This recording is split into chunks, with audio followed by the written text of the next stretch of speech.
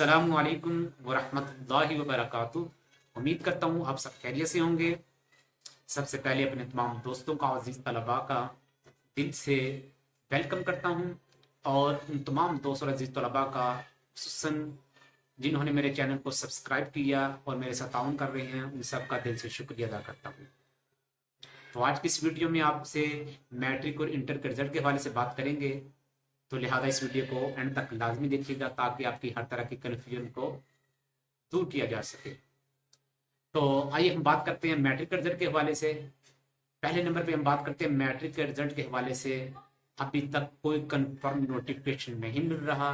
जो सुनने में आ रहा है, दो तरीकों का बताया जा रहा है, या 31 अगस्त या सितंबर के सेकंड वीक में, यानी कि तकरीबन हम कह सकते हैं 10 सितंबर को।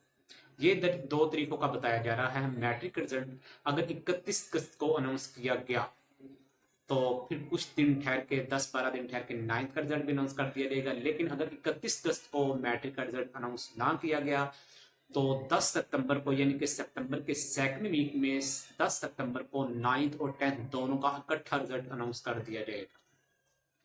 ये थी बात हमने की मैट्रिक रिजल्ट के हवाले से, कि इसके हवाले से अभी तक कोई कंफर्म नोटिफिकेशन नहीं मिल सका। हम उम्मीद कर सकते हैं 31 अगस्त को मैट्रिक का रिजल्ट अनाउंस कर दिया जाएगा। अगर ना आया तो फिर 10 सितंबर को इंशाल्लाह आपका रिजल्ट अनाउंस कर दिया जाएगा। अब अगर बात करें इंटर के रिजल्ट के हवाले से, इंटर पार्ट 2 का जो रिजल्ट आएगा उसकी जो एक्सपेक्टेड डेट बताई जा रही है वो है 20 अक्टूबर।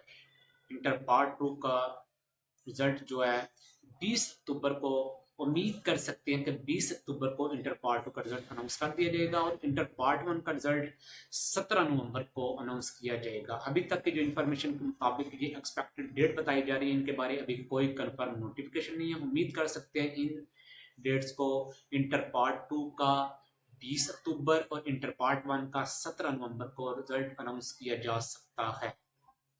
तो आज की इस वीडियो में आपके लिए यही पैगाम था, आपके लिए यही इंफॉर्मेशन थी। बहुत बहुत शुक्रिया। जज़ाकुमुल्लाहु खैरन व अहसनुल जज़ा। अपना ख्याल रखिएगा और दुआ में याद रखिएगा। अल्लाह हाफिज़। अस्सलामु अलैकुम व रहमतुल्लाहि व बरकातुहू।